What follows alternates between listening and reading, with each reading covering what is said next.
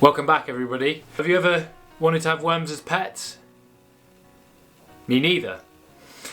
But this is great for people if you haven't got a garden, and I didn't up until recently, or like me, when it's during the winter, you haven't got many other things to add to your compost heap outside and you don't really want to go out to the garden to go to it anyway because it's freezing. So what ends up happening is that your food caddy in the kitchen gets full and overflowing and dirty and messy, and your other half gets annoyed at you, says that it smells. So how can we solve that issue? We've got an answer for you, and we've done it for less than £20. So it might surprise you to think that I've thought about this for quite a while, but I have, and I've been wanting to get some pet worms for years.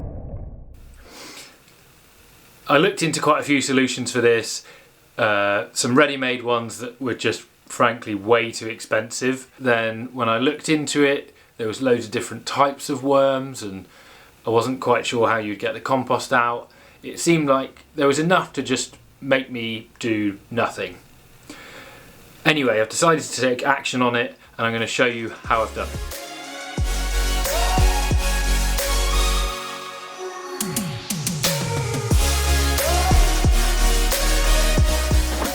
So I've got just a 5mm drill bit and 3 buckets.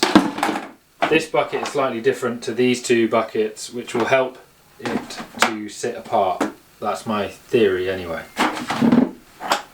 So I'm going to start with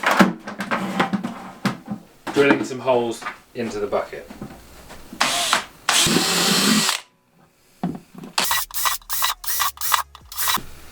Now I'm just going to drill a few holes in the upper 2 buckets. So this bucket doesn't have any holes, it's just the one to catch the liquid.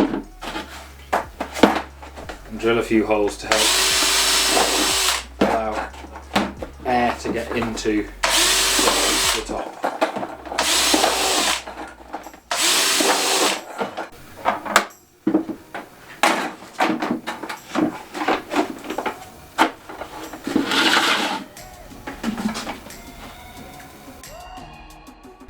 Now then, you can see the bucket system.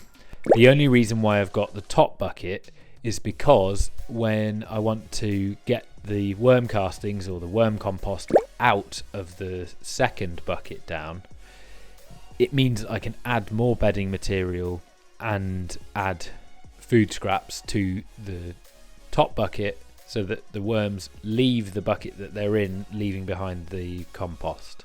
Then in the bottom bucket is where the worm tea collects, and the worm tea, if you mix it with water, is apparently a really excellent fertilizer, and lots of people also use it as a foliar spray as well, so that is to say spraying it on the leaves.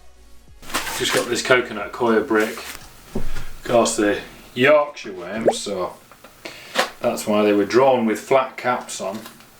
Now, got a bag of food scraps. We've got 100 grams. So they're supposed to be able to eat their own body weight in a day. I don't want to just overload the bin.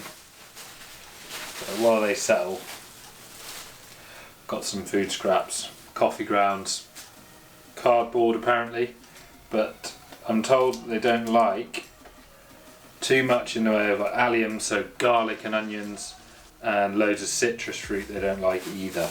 So just one to remember.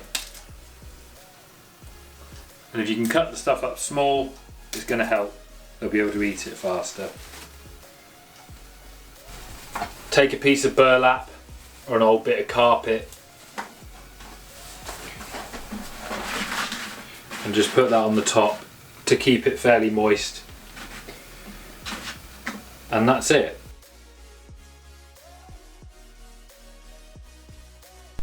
So a week later, the worms have actually started laying eggs, which I'm really pleased about because they're obviously happy enough in their environment. I'll give another update later on when I know how everything's going, because there's a few things that haven't worked out in this system yet, so I'll update you as to how I've got on with it. Thanks very much for watching, and I'll see you in the next episode.